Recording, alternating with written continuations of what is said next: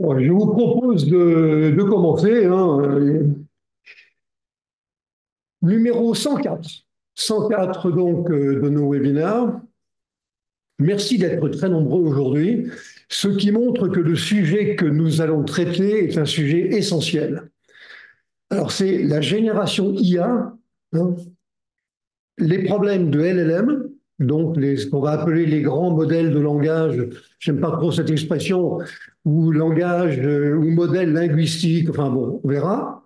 Et puis également la grande nouveauté d'aujourd'hui qui sont donc les transformeurs, donc faire le moyen de faire de la génération d'une manière efficace et dans un certain nombre de domaines. Et donc voilà, on va se focaliser là-dessus. Alors, ce que je dis tout de suite, c'est que le problème que nous avons, c'est qu'on n'y comprend rien.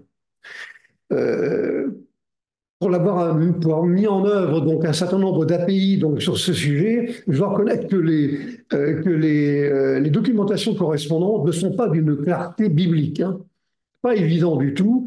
Et j'imagine, vu le nombre de personnes qu'il y a aujourd'hui, j'imagine que vous partagez avec moi ce sentiment, on va dire, de langage abscon. Ouais, c'est très, très, très sombre, on n'y comprend pas grand-chose. On va donc essayer, dans ce premier webinaire consacré donc à la génération IA et particulièrement donc au LLM, d'être, on va dire, général, on va essayer d'être général, global, à expliquer les choses. Et dans un deuxième temps, ce qui suivra d'ailleurs un dossier que nous publions sur notre réseau, on se focalisera sur la mise en œuvre concrète, hein, qui fait appel quand même à des concepts mathématiques qui ne sont pas d'une évidence totale, hein. Donc on fait ça en deux phases. Aujourd'hui, on va essayer de déblayer un peu le paysage pour essayer donc de s'y retrouver. Alors si vous le voulez bien, on fait comme d'habitude et je partage donc mon écran. Alors, le thème, disons, le sommaire que nous allons suivre, bon, il est tout à fait prévisible, hein. On va donc partir de la génération IA, hein, j'appellerais ça donc génération intelligence artificielle, mais comme c'est trop long, donc je préférerais dire génération IA. On va parler de la génération, de l'architecture globale de ces systèmes de génération en faisant la différence entre la vraie génération de la prospection. C'est pas tout à fait la même chose, et donc on va un petit peu éclairer ce paysage-là. On va parler des modèles de fondation, d'apprentissage fin, hein, avec une diversité donc très importante d'outils qu'il y a donc sur le marché. On va parler des usages, mais assez rapidement. Ce qui nous intéresse, c'est beaucoup plus la technologie qu'il y a derrière tout ça. Et on va se focaliser donc sur les LLM, avec la rupture qu'il y a eu entre une première phase d'utilisation des LLM en utilisant donc des réseaux de type RNN, hein, qui avait quand même quelques inconvénients. Et depuis maintenant 4 ans, eh bien, à la suite d'un article qui a été très important, eh bien, on utilise les transformers et des technologies qui sont beaucoup plus avancées, qui permettent en particulier de traiter, on va dire, des séquences de texte d'une manière globale, alors qu'auparavant, avec les RNN, on ne pouvait fonctionner que mot par mot. On dirait maintenant token par token. Ouais. Donc on a fait des progrès très importants. L'architecture globale donc des transformers avec la source de données, la tokenisation, ce qu'on va appeler les embeddings, hein, donc la transformation en fait des mots ou tokens en vecteurs, hein, un vecteur avec un grand nombre de dimensions. On parlera de tout ça, puis on va parler également de du passage de témoins, on peut dire, alors, les encodeurs qui vont passer le témoin à des décodeurs. On va montrer comment ça se passe tout ça. Comment est organisé donc un encodeur? Attention de faire une distinction entre ce qu'on va appeler les paramètres et les données sources. Beaucoup de personnes s'imaginent que avoir 175 milliards de paramètres, ça veut dire on a 175 milliards de données. Et donc ça veut dire que le modèle est formidable, va pouvoir prendre des décisions fantastiques. C'est pas vrai du tout. Les paramètres, c'est pas ça. Il ne faut pas confondre avec des données sources et on va s'expliquer. On va parler également de la technologie du prompt. Vous savez, cette façon d'exprimer sa demande, mais aussi de taper des textes, hein, parce que quand on demande un résumé, par exemple, eh bien, on va devoir envoyer donc un texte, Et donc, il y a un certain nombre de recommandations à faire hein, sur ce plan-là. Je pense d'ailleurs que ça sera dans le futur une sorte de métier. Hein. Vous voyez, un métier, bon, ça peut être intéressant puisqu'on perd tous les autres. On parlera donc de tokenisation, donc la transformer donc, des données sources en tokens, la représentation vectorielle donc avec les embeddings. On parlera beaucoup d'auto-attention, ce qui, de mon point de vue, a été la grande nouveauté qui est arrivée avec ce fameux article hein, de 2019. La grande nouveauté, c'est l'auto-attention. Il y avait déjà l'attention avant, maintenant il y a l'auto-attention qui est englobée dans l'algorithmique donc de LLM. Ça, c'est fondamental. On va regarder l'offre de datasets qui existe sur le marché aujourd'hui, qui est très diversifiée. Et puis, on va regarder également l'arborescence, cette fameuse, magnifique arborescence que l'on doit donc à Yann LeCun, qui a donc montré que depuis quelques années comment ont évolué ces algorithmes de LLM avec les encodeurs, mais uniquement des encodeurs, les décodeurs, uniquement les décodeurs, et ceux qui font les deux, jusqu'à 2024, donc maintenant. Et on conclura sur on va dire sur ce webinaire, sur le grand remplacement. Parce que là, vous voyez, on est face à un grand danger, à un péril. Alors, je ne crois pas que nous serons remplacés. Par contre, les LLM et les technologies donc, de transformers vont modifier profondément notre façon de travailler. C'est certain. Déjà, aujourd'hui, on avait évoqué le chiffre, hein, on pense que à peu près la moitié des métiers qui touchent au texte, attention, on parle de LLM, donc on parle de texte ici, même si ça fait partie de on va dire, de la philosophie plus globale des outils de génération qui, eux, peuvent générer des images ou des vidéos. Bon. Notre métier, nos métiers et la façon de nous comporter va profondément changer. Et déjà, à peu près une personne sur deux aujourd'hui a touché un petit peu ce genre de choses. Bien. Alors, on va donc attaquer tout ça. Donc d'abord, les algorithmes. Alors, je voudrais faire la distinction donc, entre les deux choses. Entre ce qu'on appellera la génération, on va dire, discriminative qui fait un choix, un tri parmi les objets existants. C'est par exemple les outils donc, de data warehouse. J'ai des données historiques, je vais extraire de ces données les données qui m'intéressent. Ou alors des silos de documents textuels dans lesquels je vais aller chercher simplement ce qui m'intéresse. Là, je fais de la discrimination. Je fais un tri parmi les choses qui m'intéressent. Bon.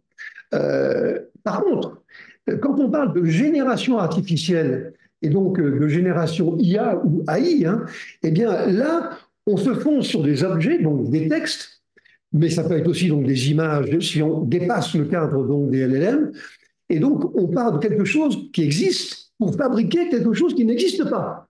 C'est ça la différence. On fabrique quelque chose qui n'existe pas. Quand je pose une question où je me demande de me faire un résumé d'un texte, le résumé en question, il n'existe pas. Donc l'outil de génération IA, il va générer donc cette partie, en fait, ce résumé. Bien. Alors, les chiffres qui tournent autour de la génération IA sont quand même très disparates. Alors, j'en ai pris deux, vous en ferez ce que vous voudrez. D'après Bloomberg, l'activité devrait représenter, alors en 2032, 1304 milliards donc, de dollars. Est-ce qu'il faut comparer, ça peut paraître énorme, mais il faut comparer ça actuellement avec la valorisation boursière. Vous savez, il faut toujours avoir des repères, hein, avec la valorisation boursière donc, de Nvidia, qui est à peu près évaluée aujourd'hui à 3 000 milliards donc, de dollars. Ouais, ou le PNB américain, je pense souvent comme référence, qui est de 23 300 milliards donc, de dollars. Par contre, d'après McKinsey, c'est pas tout à fait ça. Lui, il dit, mais en regroupant la génération IA avec la prédiction IA. Alors, c'est toute la difficulté, c'est qu'en intelligence artificielle, vous avez des algorithmes de ML, de machine learning. Or, ces algorithmes peuvent faire de la prévision. Si on regroupe un peu tout ça, là, McKinsey dit c'est à peu près 4 400 milliards de dollars. Vous voyez, on est quand même sur quelque chose qui est important. Moi, je pense sincèrement que ça sera beaucoup plus que ça. Parce que là, on est vraiment sur un vecteur qui va modifier, encore une fois, notre façon donc de fonctionner. Voilà donc un schéma que je vous avais et que j'ai eu l'occasion donc de montrer, mais qui globalement, finalement, résume à peu près tout.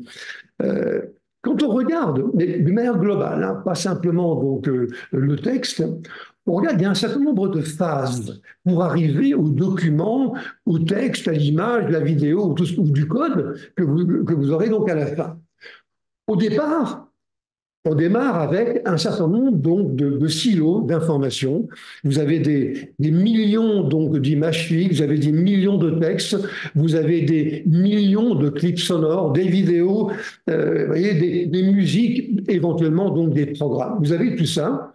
Alors soit vous l'achetez, soit c'est ce que vous avez à demeure. Parce que je précise une chose, c'est que même si une grande partie, on va dire, des fonctionnalités de développement que l'on va trouver dans LLM sont plutôt destinées à des professionnels, je pense entre autres aux phases d'apprentissage qui peuvent durer 3 à 4 mois et qui nécessitent d'avoir accès à des volumes de données considérables, il y en a d'autres qui sont peut-être limitées dans le périmètre. On s'intéresse vraiment à une chose très précise. On a besoin d'un silo de données moins important. On a des API pour faire le développement. Et là, par contre, on est capable, on le fait dans les entreprises. Alors, pour l'instant, c'est pas encore on va dire, une généralité considérable hein, là-dedans, mais c'est en train d'arriver. Hein. On commence vraiment à s'intéresser à ça. Je pense d'ailleurs que dans les équipes de développement, il faudrait vraiment regarder ça de près maintenant, hein, parce que c'est quelque chose qui nous arrive, il faut quand même être prêt. Alors, on fera donc une sélection des informations qui sont pertinentes. On choisira un modèle de représentation. Généralement, c'est un graphe de connaissances. Les mathématiciens connaissent bien ça. Donc, un graphe de connaissances qui relie les éléments de connaissances entre eux. Bon. On a ensuite consolidé le tout si on a plusieurs silos de données dans un modèle qui va unique. Et je ferai en fonction de mes besoins, un pré-apprentissage qui sera automatique. Hein, je ne le programmerai pas, il va m'être fourni, au moins si j'ai un encodeur. Si j'ai uniquement un décodeur, ça peut être différent. Bien. Ensuite, je passe à la phase donc, de génération IA. Et là, je vais tomber sur ce qu'on appelle les modèles de fondation. Alors, beaucoup d'applications de LLM ou autres hein, on part, on va dire, on doit choisir donc des silos d'information, mais ces silos sont bruts de fonderie. Et donc, il y a déjà sur le marché un certain nombre, on va dire, de silos qui existent, mais qui sont déjà prédestinés à un emploi.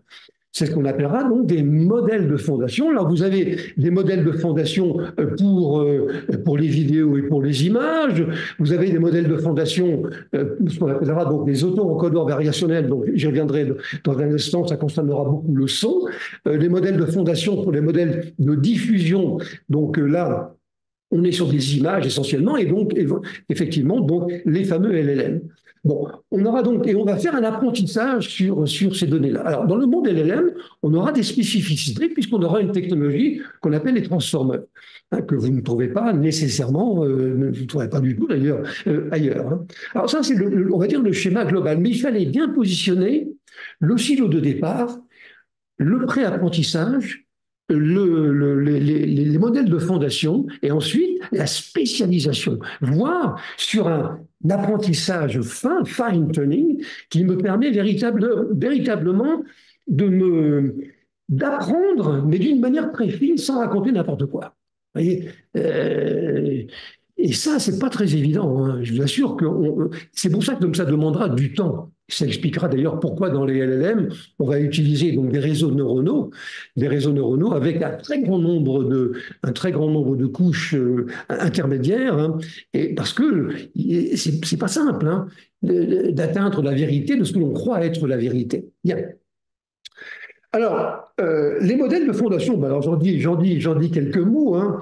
Je vous dis, bon, on l'a donc évoqué maintenant. Alors, il faut simplement savoir qu'il y a deux types de modèles, enfin deux types principaux. Vous avez ce qu'on appelle les modèles GAN, avec deux réseaux. Alors, ils sont organisés avec deux réseaux. qui sont en compétition. Vous en avez un qui génère les informations et l'autre qui est le discriminateur, qui dit tu as tort ou tu as raison. Oui, on a les deux réseaux. Et au fond, ils font de l'apprentissage, mais de l'apprentissage filtré et de l'apprentissage intelligent. Ça, c'est une première forme donc importante, donc qui est le mode GAN. Et puis vous en avez d'autres. Vous avez donc des auto-encodeurs. Et puis bon, vous avez différentes façons donc de le faire. Bien. Alors, si je me positionne maintenant sur le LLM, le pré-entraînement complet donc d'un LLM, complet, hein, ça consiste à entraîner le modèle de langage, le modèle donc, qui m'intéresse, sur un vaste corpus donc, de données qui sont dans mon domaine du texte et du code, que je considère comme étant donc du texte, sans avoir d'a priori, c'est-à-dire sans utiliser les connaissances antérieures ni les pondérations d'un modèle qui existe déjà. Parce que, vous allez voir, comme nous utilisons des réseaux neuronaux, l'apprentissage va consister à faire quoi? Eh bien, essentiellement, à changer, à modifier les poids qui relient donc les poids, donc les pondérations qui relient les différentes couches des réseaux, de manière à ce que le réseau se comporte comment, d'une manière correcte, et puis génère effectivement une chose qui est intelligente. Donc on va passer son temps à ça. Et on a ici, en l'occurrence, quand on fait un pré-entraînement complet, on ne part pas de quelque chose qui existe. Hein.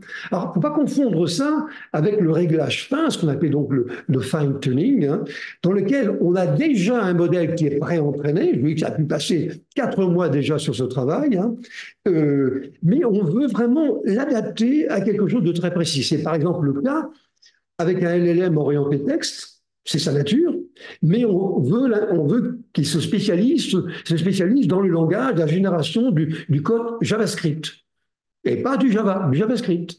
Et donc ça, on va dire, c'est un fine-tuning, c'est une manière de spécialiser. Alors évidemment, ces phases, quand on se spécialise, on peut obtenir des choses qui sont assez étonnantes. Hein. C'est normal. Plus le périmètre va être restreint, plus je serai rigoureux, et à ce moment-là, je pourrai donc être très très bon. Vous voyez, donc le pré-entraînement, donc global, c'est une tâche qui est très vaste, hein, et extrêmement coûteuse, et en général, ce ne sont pas les entreprises utilisatrices hein, qui vont donc le faire, ce sont donc les fournisseurs. Vous voyez bien comment on se positionne. Hein. Les fournisseurs vont essayer de vous vendre des modèles de données, des silos d'informations pour lesquels ils auront fait un apprentissage, et ils vont vous facturer, vous allez voir, au nombre de tokens qui seront donc fournis. Et donc, ça, c'est leur travail. Et nous, ce qui nous intéresse, c'est de programmer correctement en JavaScript. Ce n'est pas tout à fait la même chose. Hein. Donc, chacun donc, dans son, on va dire, dans son domaine. Alors, le fine-tuning, donc c'est une phase d'optimisation. Donc, ce que je viens de dire, ce n'est pas la peine de doubler donc, ces commentaires. Alors, ce que je voulais montrer ici, c'est pour ça que c'est si important, c'est que vous avez maintenant une diversité absolument phénoménale de produits qui existent. On va dire, en 5 ans, la planète est envahie. Regardez, j'ai trouvé 1200 générateurs de texte. Hein, il n'y a pas que ChatGPT. Hein. 1200 donc générateurs de texte. Vous voyez ici les plus connus, ceux de OpenAI, avec le GPT bien sûr, Mistral, vous avez Anthropic qui est très connu, vous avez Meta avec la famille donc Llama, Stanford donc qui propose quelque chose aussi qui s'appelle donc Octopus. Vous avez Google on le trouve absolument partout, hein, Bloom, etc. Vous avez 120 générateurs d'images.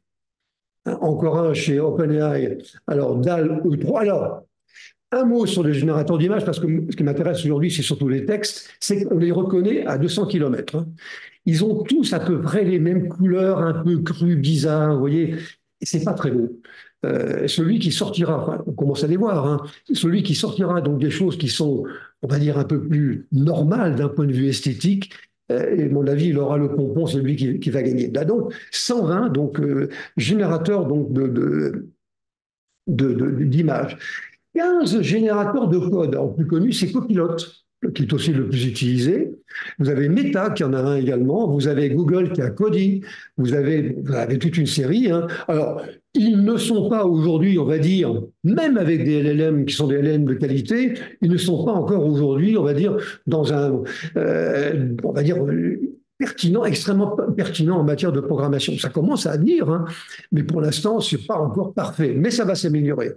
Vous avez 17 générateurs de clips, il y en a peut-être plus, hein, mais en tout cas ceux que j'ai pu voir, à partir donc d'un prompt texte. Vous dites, voilà, je voudrais avoir Céline Dion qui interprète telle chanson, mais je voudrais quelle est la voix de Louis Armstrong.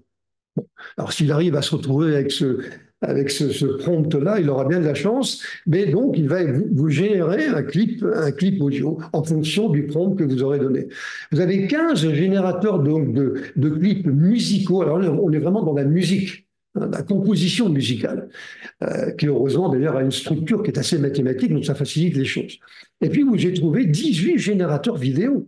OpenAI en a un qui est remarquable qui s'appelle Sora, Google en a un qui s'appelle Imagen, etc. Mais vous voyez ce que montre ce slide, hein. Ce que montre ce slide, c'est qu'il y en a énormément. Et donc, le marché est considérable. Je ne dis pas qu'ils vont tous perdurer, hein, qu'il n'y en a pas qui vont disparaître, mais ça montre que le marché est considérable, donc il y a vraiment de l'argent à gagner pour les fournisseurs. Et pour nous, utilisateurs, il y a des applications à développer et qui peut-être vont améliorer le comportement de notre, on va dire, de notre filière commerciale. Vous voyez, c'est ça. Et le marché existe aujourd'hui. Il est vraiment très important et ça va se développer dans les années qui viennent. Les usages, là encore, je passe vite là-dessus, hein, parce que vous les connaissez, hein. Bon, génération de clips vidéo, génération d'images, par exemple, prévision des usages qui existent, hein. Prévision donc météo pour l'agriculture. Vous avez des outils de prévision financière qui sont des outils tout à fait pertinents, de l'anticipation à la demande, détection de fraude, de l'analyse comportementale donc des usagers, ce qui d'ailleurs a fait jaser. Parce que a-t-on le droit, la question est posée, a-t-on le droit de dire, en fonction du texte que m'envoie ma demande, que me fait mon client, est-ce que j'ai le droit de dire qu'il est de mauvaise humeur? Et donc, je lui applique un traitement spécifique. C'est pas simple, c'est pas certain en tout cas. Et les pays, en plus, ne sont pas du tout en phase pour cette interprétation, on va dire, des sentiments donc des usagers. La prédiction des catastrophes naturelles. Alors, on y est en plein actuellement, hein, l'aide au diagnostic dans la santé, les prévisions de consommation d'énergie, la conception des produits également, l'anticipation sur les opérations de maintenance, les designers, etc. Ça, c'est très global. Et maintenant, on va s'intéresser donc plus précisément donc au monde donc des LLM, grands modèles de langage. Je dirais donc grand modèle ou modèle linguistique. Alors, il y a différentes façons donc de voir. Alors, on confond assez régulièrement les génératives IA, hein, génération IA, avec les LLM. On confond les deux. Les LLM, c'est un sous-ensemble des outils de génération qui sont focalisés sur les textes. Voilà, ce n'est que ça. Voire même, on les confond avec ce qu'on va appeler donc les transformers. Mais les transformers, c'est une architecture de décodage, vous voyez, des textes avec un certain nombre de phases. C'est vraiment l'architecture donc technique. C'est elle qui a été décrite en 2019 par l'article qui a été publié par Google et par l'Université de Toronto. Et donc, qui a effectivement changé complètement le monde, hein.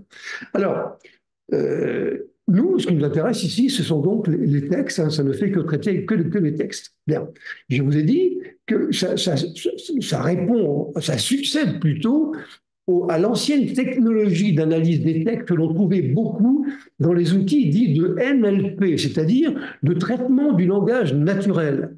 Alors, au fond, l'ancêtre, on peut dire, donc, des LLM, ce sont les NLP.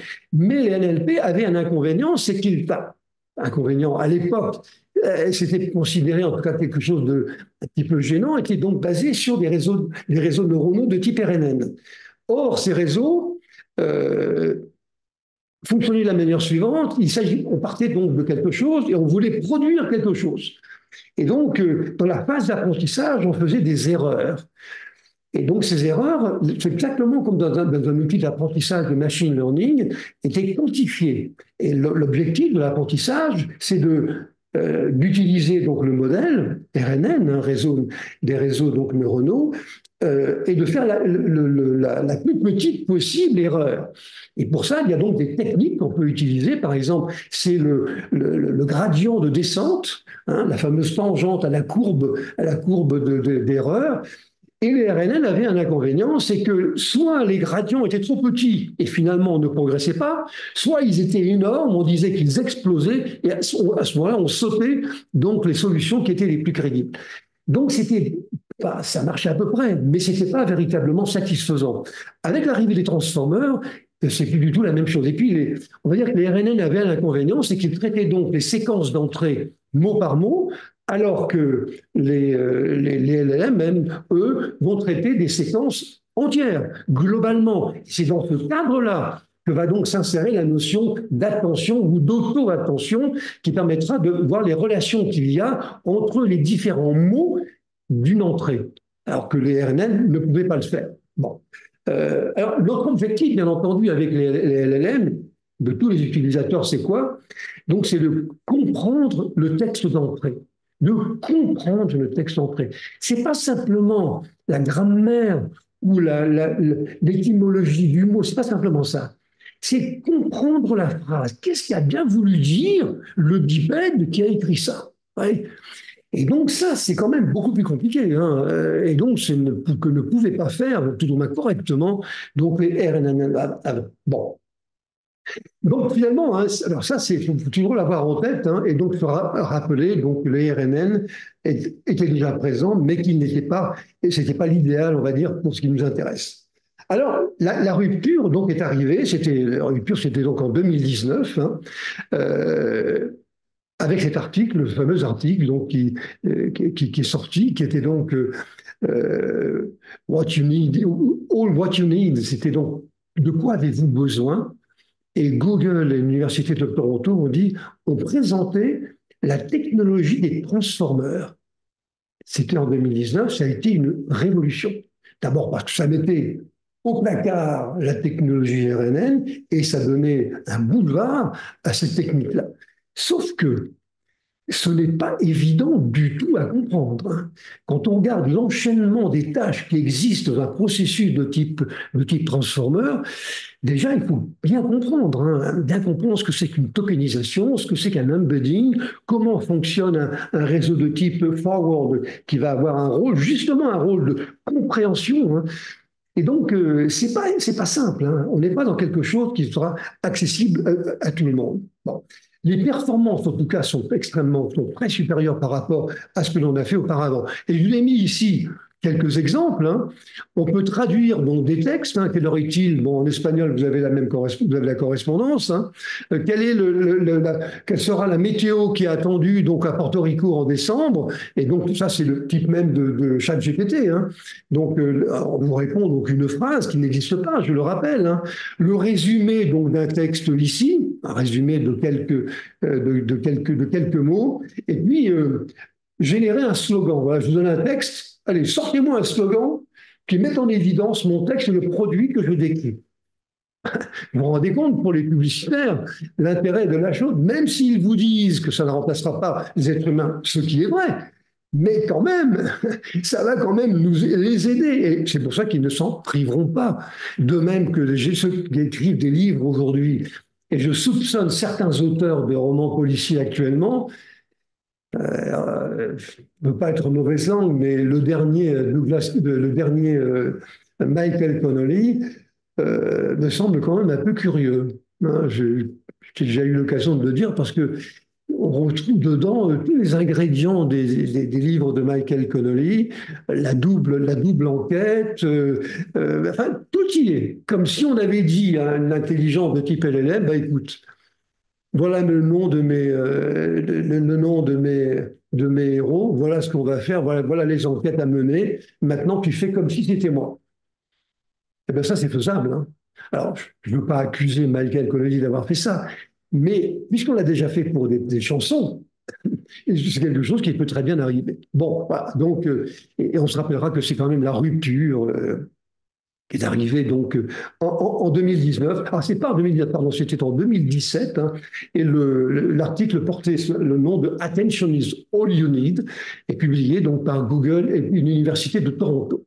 Alors, ce qui a été donc expliqué, donc c'était la technologie donc des transformeurs, hein, et c'est donc l'enchaînement d'un certain nombre de réseaux profonds, ce qu'on appellera le deep learning, hein, mais des réseaux profonds avec un très grand nombre donc, de couches, donc de couches intermédiaires, et qui pour la première fois utilisent la notion donc d'auto-attention, c'est-à-dire, et je vais expliquer ça plus en détail. C'est-à-dire que dans une phrase que j'ai indiquée ou dans un texte dont je demande le résumé, eh bien, je recherche quels sont les mots qui sont plus importants que les autres et quels sont les liens de ces mots avec d'autres mots dans la séquence. Alors, il y a des liens essentiels, et d'autres qui sont secondaires, de manière à simplifier la perception que l'on aura du prompt et de manière à faciliter et à aider le décodeur qui, lui, va être chargé, in fine, de générer le texte final ou la réponse que je lui ai demandée. Ouais, donc en tout cas, on aura des performances qui seront bien supérieures et vraiment, et grâce, encore une fois, à cet enchaînement donc, de réseaux profonds. Et c'est d'ailleurs la raison pour laquelle Yann LeCun s'est intéressé au sujet, puisque lui-même est l'un des papes, on peut dire, donc, des réseaux profonds. Bon, vous trouverez donc là-dedans donc, l'auto-attention qui traite sur des séquences entières. Et on l'a dit, donc les transformeurs ne sont pas soumis au même problème de, par exemple, de gradient, d'explosion de gradient ou de diminution totale donc, du gradient qu'on a trouvé avec les RNN.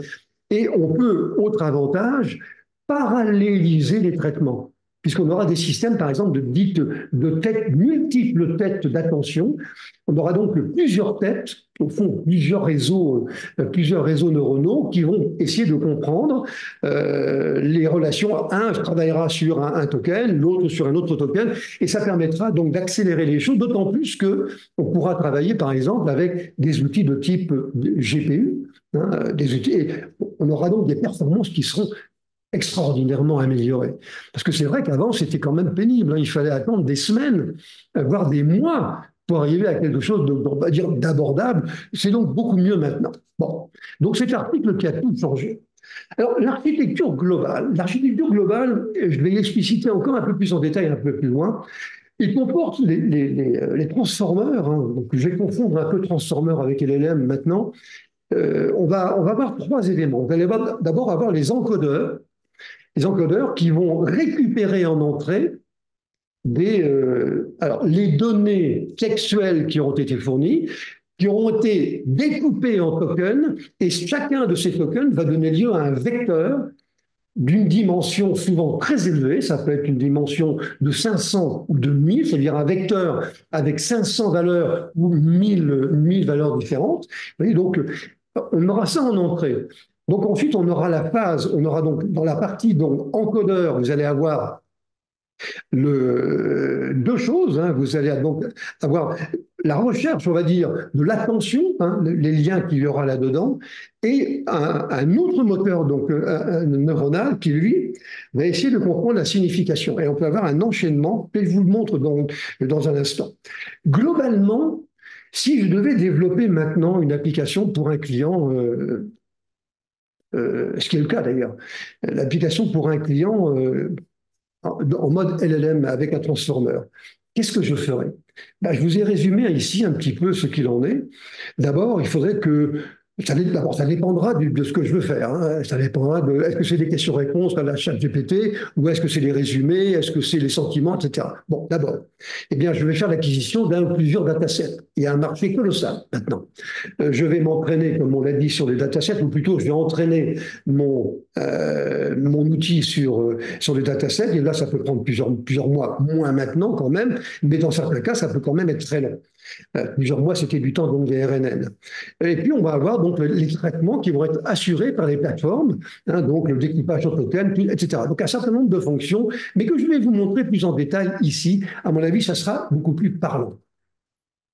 Alors, imaginez donc la chose suivante. Vous avez, en entrée, vous avez un texte. On va prendre un exemple qui sera peut-être l'exemple soit de ChatGPT ou un exemple de résumé.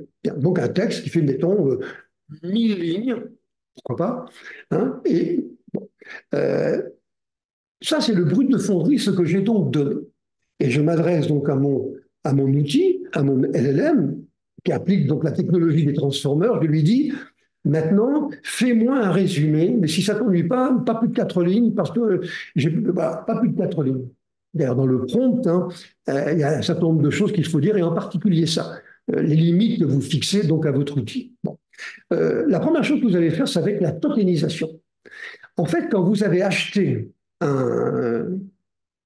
donc un silo donc d'informations, de données qui sont ici des textes, hein, eh bien, dans la totalité des cas, il est fourni également avec un tokenizer, c'est-à-dire un outil qui va vous couper donc le texte en tokens, en unités de texte indépendantes. Mais dans le texte, on va mettre également les signes de ponctuation. Je vous montre un exemple juste après. Ensuite, vous allez vous retrouver donc avec un texte, mais coupé en petits morceaux, et vous allez donc transformer. Alors là, c'est toujours du texte, hein, même si ce sont des tokens. Mais l'outil de transformer ne travaille pas sur du texte directement, il travaille sur des valeurs numériques, toujours.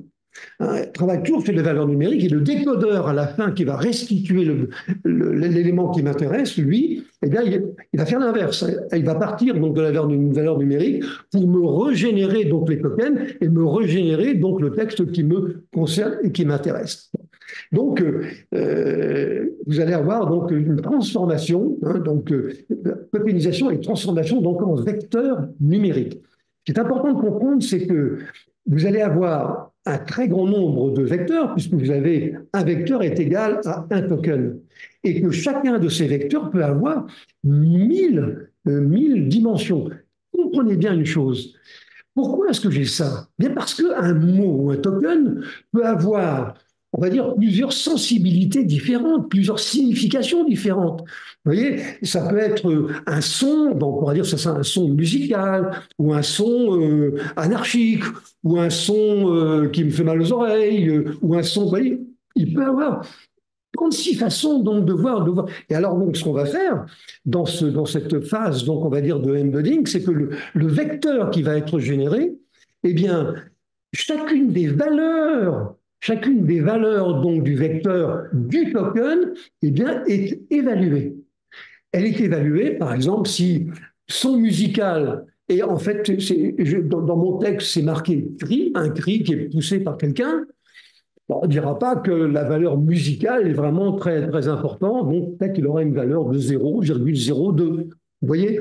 Donc on va évaluer chacun des éléments, on va dire, du vecteur, vous voyez, en fonction de critères qui sont différents. Et le nombre de critères, c'est justement ça, donc la dimension donc, du vecteur. Et comme vous pouvez avoir un grand nombre de vecteurs, vous vous retrouvez avec un paquet, on va dire, d'éléments de vecteurs quand même très importants. Bon, donc ça, c'est la phase, on va dire. Également, dans cette phase-là, donc en entrée, on va dire, dans le mécanisme de transformer, vous avez l'encodage de position. Pourquoi? Parce que selon la position du token, la position donc du mot, eh bien, sera une signification différente. Si c'est au début, à la fin, au milieu, et les liens qu'aura ce token de ce mot avec d'autres mots sera différent en fonction donc de sa position. Il y a donc une fonction qui est assurée par le transformer qui va dire, eh bien, je garde pour chacun des vecteurs correspondant, donc je vous rappelle, à un mot ou un token, eh bien, je garde sa position. Une fois que j'ai fait ça, eh bien, je rentre dans des réseaux neuronaux de type fast forward, donc en avant, hein, mais ça, c'est pas vraiment important. Et là, on va s'intéresser à l'attention. L'attention, c'est plus précisément le self-attention, c'est-à-dire les liens, et là aussi, je vais vous montrer un exemple, donc les liens qu'aura donc un token euh, représenté maintenant par un vecteur plus sa localisation, hein, sa position, on va s'intéresser au lien entre les mots, ce que ne faisait pas justement le RNN avant. Ça, maintenant, on le fait. Et c'est fondamental. Ça veut dire que si je décris donc un mot et je donne une priorité, je donne une valeur numérique très élevée, on va dire au lien qu'il y a entre le mot et un autre mot, ça veut dire que mon décodeur qui va générer ensuite le texte va tenir compte de ça et va donc générer du texte en fonction de ça et ne va pas s'éparpiller dans n'importe quelle direction. Bon, et le fast-forward, qu'est-ce qu'il fait? Eh bien, à partir de toutes ces informations de position, de vecteur, d'attention, il va essayer de comprendre, vous voyez, de comprendre ce qu'a voulu dire donc l'utilisateur. Et c'est là où le transformer est d'une puissance absolument extraordinaire, hein, en tout cas qui n'a jamais été atteinte avec, en tout cas avec les RNN. Bon, on va regarder ça de plus près. D'abord, ne confondons pas, donc, parce que ça se fait souvent, hein, ne confondons pas les paramètres avec donc, les données donc, de référence. Euh, Quand on dit qu'un LLM dispose de 50 milliards donc, de paramètres, hein, euh, ça ne veut pas dire qu'il s'appuie sur 50 milliards donc, de paramètres ajustables. Les paramètres de la technologie des transformeurs, ce sont des éléments que vous pouvez paramétrer, hein, justement, c'est leur définition. Hein. Par exemple, il y en a un qui est très connu, c'est celui de la température. Selon que la température est élevée ou si elle est faible, eh bien, vous avez un risque de divergence ou non dans ce qui va être produit par votre LLM. Bon, vous avez un certain nombre, de même que les poids. Les poids, donc les pondérations qu'il y a entre les couches des différents réseaux neuronaux, eh bien, ce sont des paramètres. Mais ce ne sont pas les données. Et ce n'est pas parce qu'on dit je vais avoir 175 milliards donc, de paramètres.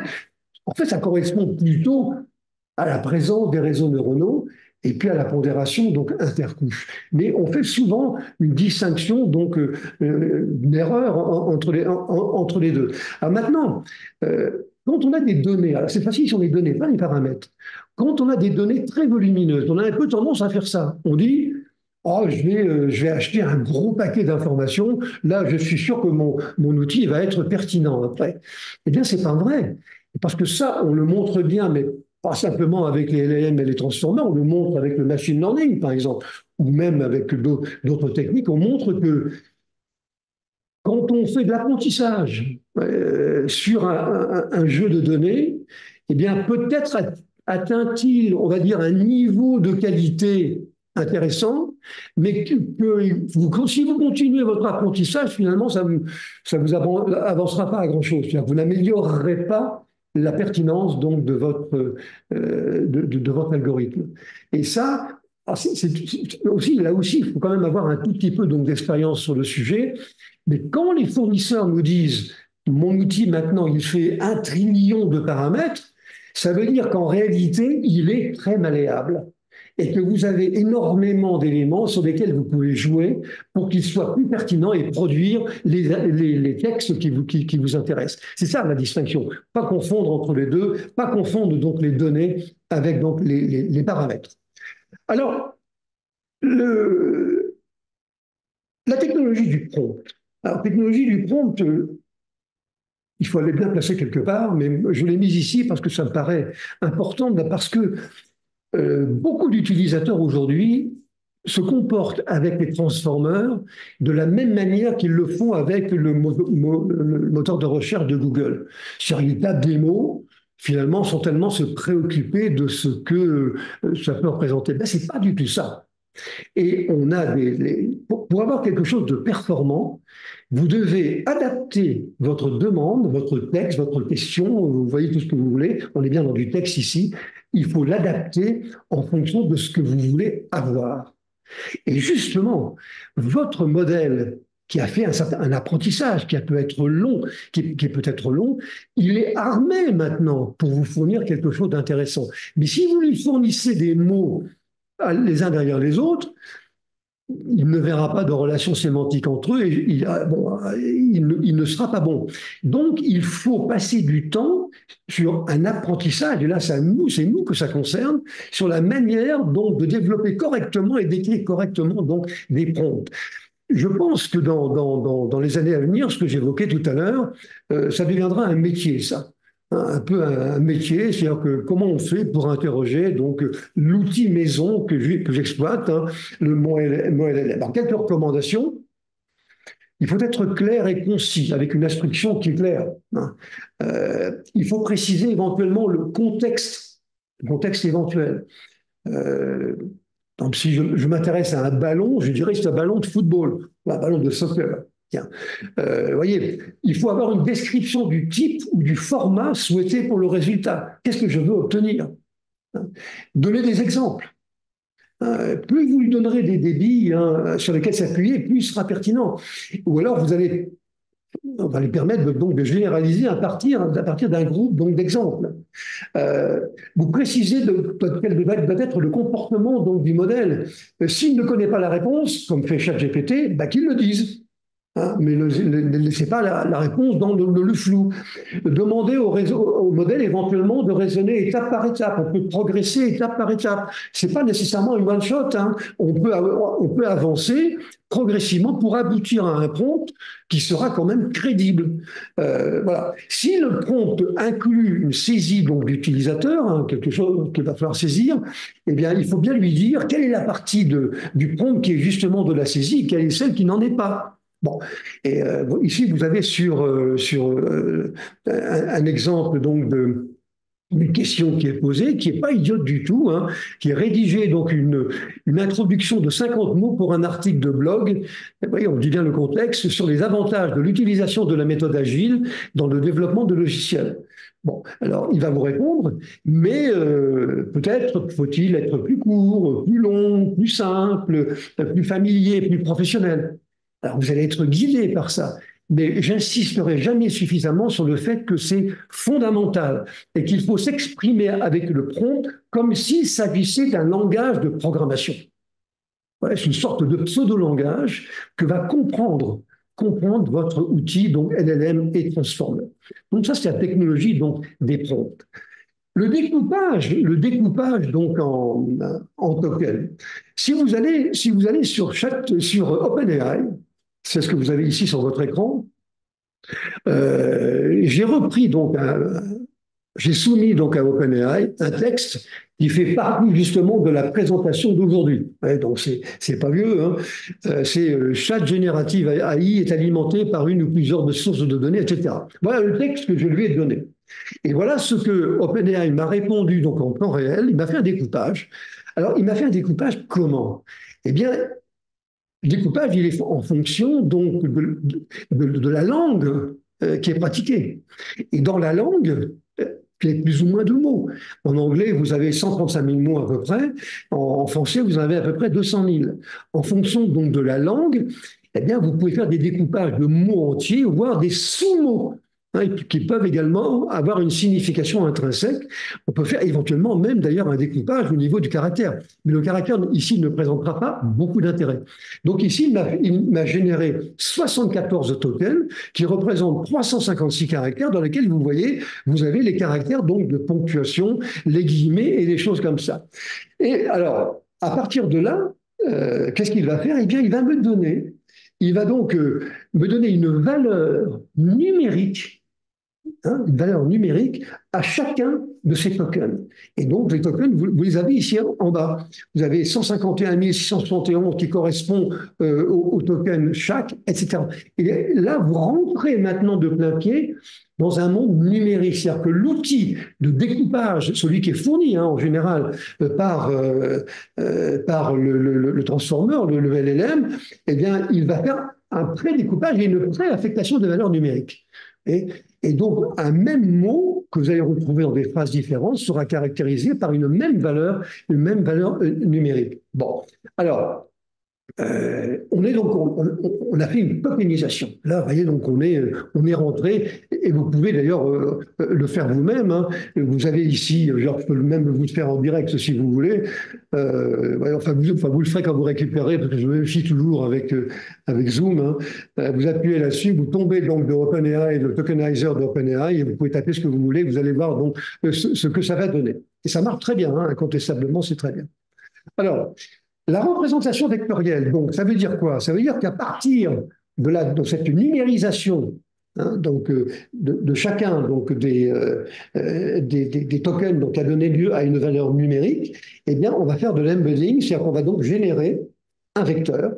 Et donc, le vecteur, qui a une certaine dimension qui dépendra du nombre de critères que vous voulez retenir pour caractériser votre token, hein, et donc, il va vous générer, c'est ça qu'on appelle donc la technologie donc de embedding, qui va vous générer donc un vecteur, hein, qui peut être très gros, hein, je vous l'ai dit, il peut avoir jusqu'à 1000 dimensions, mais peut-être qu'il y en aura beaucoup moins, hein, peut-être qu'il n'y en aura que 3 ou 4, ça dépendra de l'application qui sera la vôtre. Ça veut dire quoi? Ça veut dire que si vous avez n tokens, chacun d'eux est caractérisé par exemple par un vecteur de dimension 100, ça veut dire que vous avez une matrice au bout du compte de n lignes et de 100 colonnes. Et vous avez souvent d'ailleurs on va dire des objets que vous devez manipuler qui sont très importants. Et ça, on va dire cette matrice vectorielle, c'est le départ de toute l'activité profonde. Cette fois-ci, on est dans les réseaux neuronaux profonds, de toute l'activité profonde. Donc, il va partir de ça pour faire son travail, pour comprendre et dire au décodeur, voilà Coco, enfin Coco s'il est familier, voilà ce qu'il a voulu dire. Ouais, donc c'est vraiment quelque chose qui est fondamental.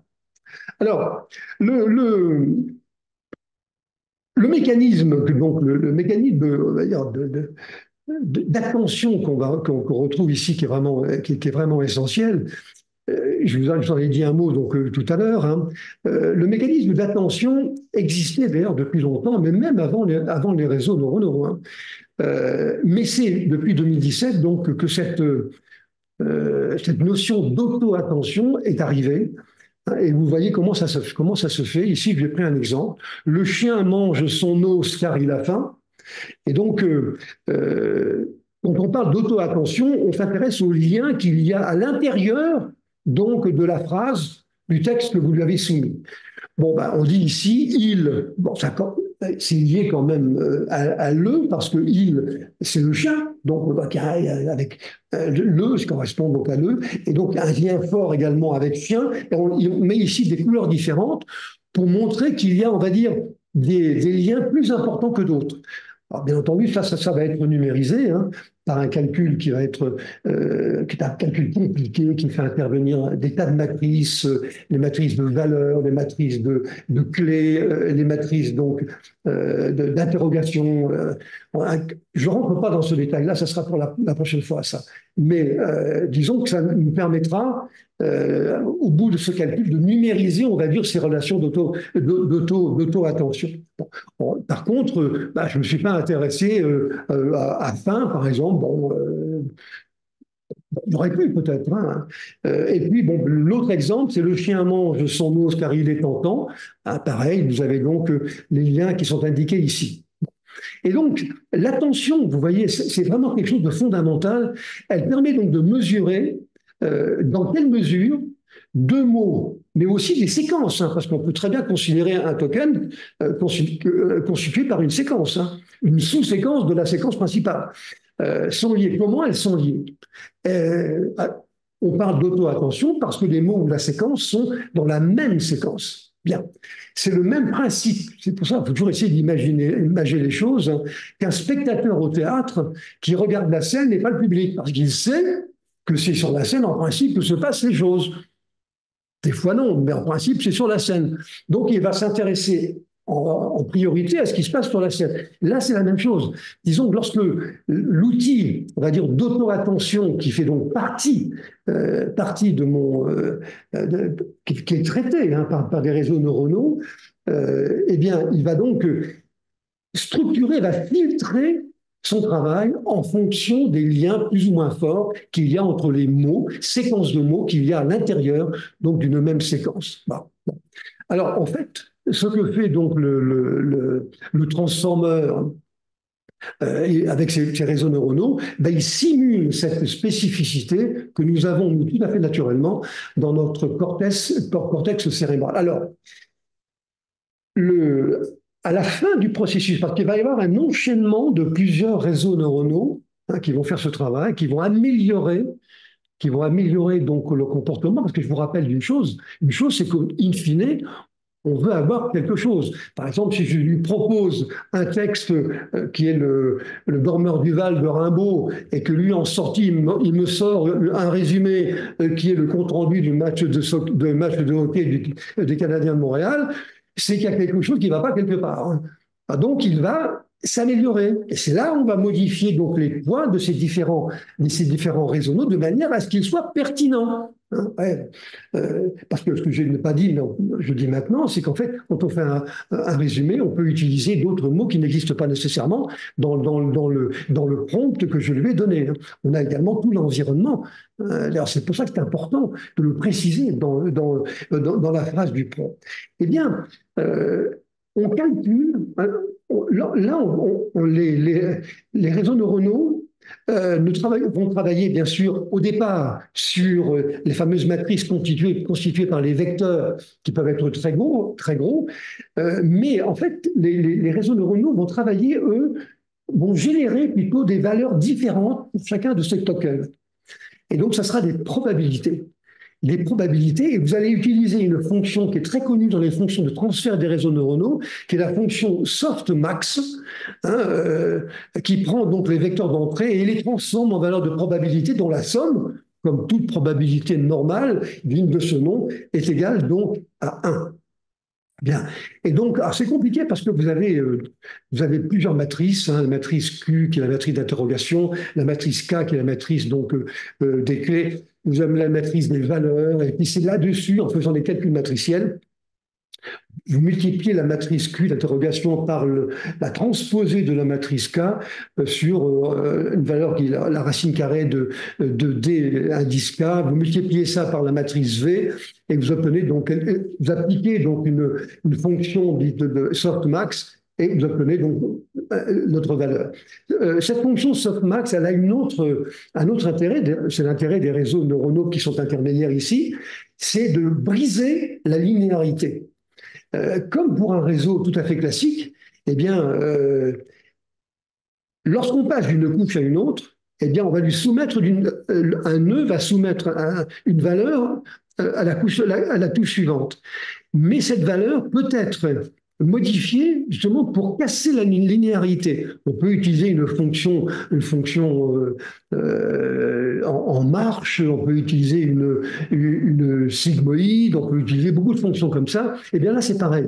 La fonction de softmax va être aussi de casser la linéarité. Encore une fois, l'objectif, chers amis, il est toujours le même. Hein. C'est d'essayer de faire en sorte que mes réseaux neuronaux qui sont partis donc de mes vecteurs, eh bien, puissent progressivement arriver à générer et à sortir des choses qui sont intelligentes.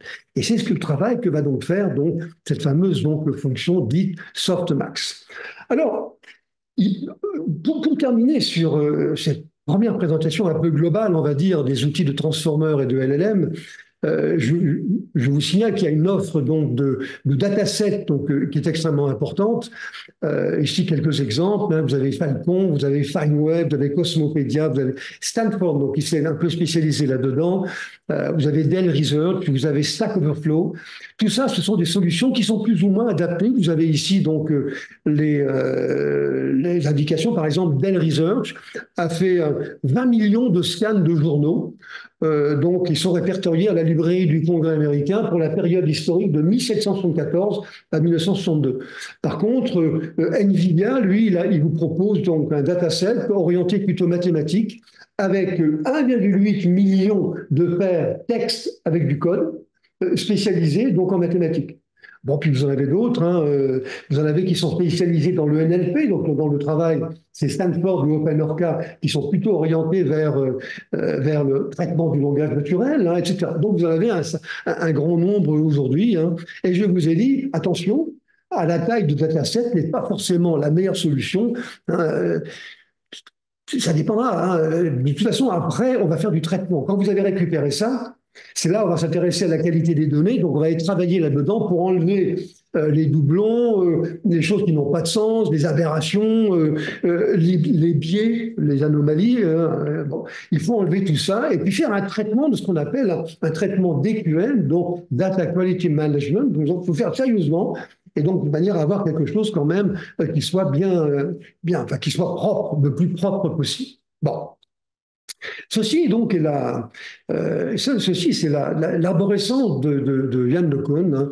Alors c'est vraiment, vous voyez un peu, entre 2018 et 2024, vous voyez un peu les outils de LLM qui sont apparus, qui sont séparés ici, on va dire, en trois grandes familles.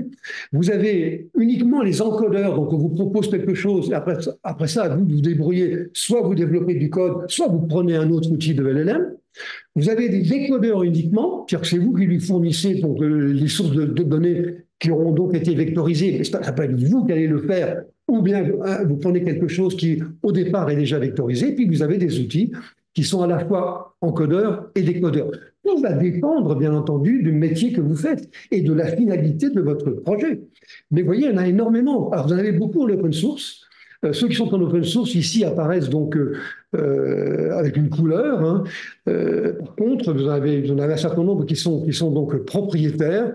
Un closed source, c'est-à-dire qu'en fait, ce sont des outils qui sont propriétaires, hein. Oui, il y en a donc énormément, hein. Alors, je ne les ai pas tous mis, hein. Il y en a, et ça, c'est Yann LeCun qui avait présenté ça, et il prétend, et il dit qu'il y en aurait aujourd'hui 5000. On n'est pas sorti quand il s'agira donc de choisir. Mais si vous avez des gens qui sont spécialisés là-dedans, qui vont travailler sur ces sujets, ils vont finalement par s'y retrouver. Et s'ils comprennent après ça ce qu'eux ont à faire, s'ils ont à faire du développement grâce aux API, parce que je ne l'ai pas dit, mais vous avez beaucoup d'API qui existent sur ce sujet, et particulièrement donc en Python, on finit par s'y retrouver. Finalement, alors, pour terminer, bon, vous savez, je fais toujours mon cri d'alarme, moi, sur est-ce que finalement on n'est pas en train de se faire remplacer? Bon, l'image apocalyptique est indiquée ici une future entreprise, hein, qui ne travaille qu'avec des LLM, hein. Moi, je vous ai dit tout à l'heure que bien qu'ils ne sont pas censés donc nous remplacer, les outils de génération vont profondément modifier notre espace personnel et environnement de travail. À horizon 30 ans, demain matin, 80% des activités intellectuelles seront impactées. On estime aujourd'hui plus ou moins 50%. Et le LLM va jouer un rôle d'assistant et de complément aux êtres humains. Au fond, si vous voulez, c'est un peu les correcteurs orthographiques donc un petit peu donc de demain. Et le risque est toujours le même, hein. Est-ce qu'on va perdre notre savoir-faire, hein, et puis devenir dépendant d'une technologie qui n'aura rien inventé? C'est ça qui me semble être le danger donc le plus grave. Mais bon, en tout cas, c'est quelque chose vraiment absolument donc de fascinant, hein. Bon, et puis je termine par pour la présentation donc, des différents webinaires que nous allons donc animer dans les semaines qui viennent. La semaine prochaine, on va se poser une question fondamentale, c'est est-ce que l'informatique, la DSI, donc l'entité informatique, va disparaître ou pas? Est-ce que c'est la fin de l'informatique? Ma réponse, c'est oui. Pour moi, c'est oui. Parce que, encore une fois, c'est pas notre métier de faire ça. Mais bon, ça viendra plus ou moins vite. Et donc, je vais sans doute faire intervenir quelqu'un qui n'est pas du tout de mon avis. Bon, ben, ensuite, on parlera du codage et la génération AI, etc. Donc, ça nous mène jusqu'au 31 janvier donc, 2025. Bon, voilà donc ce que je voulais vous dire. Vous voyez, ça permet quand même de voir un petit peu le tableau, hein, voir à peu près où on en est, ce que c'est qu'un outil de RNN, ses limitations avec les fameux gradients, ce que c'est qu'un outil donc de LLM, ce que c'est qu'un transformer, et puis essentiellement, ce qui est très important, c'est les différentes phases. Tokenisation, attention, la génération des vecteurs, etc. Et regardez ensuite les API qui sont à votre disposition donc en Python. Et ce que je vous recommande, si je puis me le permettre, hein, c'est de faire un petit essai. Vous allez voir, c'est pas du chinois, hein, c'est quelque chose de réel. Soumettez-lui, donc, partez d'une solution, un dataset open source, et puis Voilà, faites-lui faire, mettons, un résumé ou faites-lui faire des réponses. Vous allez voir, c'est relativement facile. Hein, vous avez tout ce qu'il faut pour ça. Et après, tout va s'éclairer d'une manière fabuleuse. En tout cas, j'espère que j'aurai un peu contribué à éclairer un petit peu ce sujet. Et je veux donc vous remercier donc de votre attention en espérant donc vous retrouver prochainement sur nos ondes. C'est vrai que vous étiez très nombreux aujourd'hui. À bientôt et merci encore.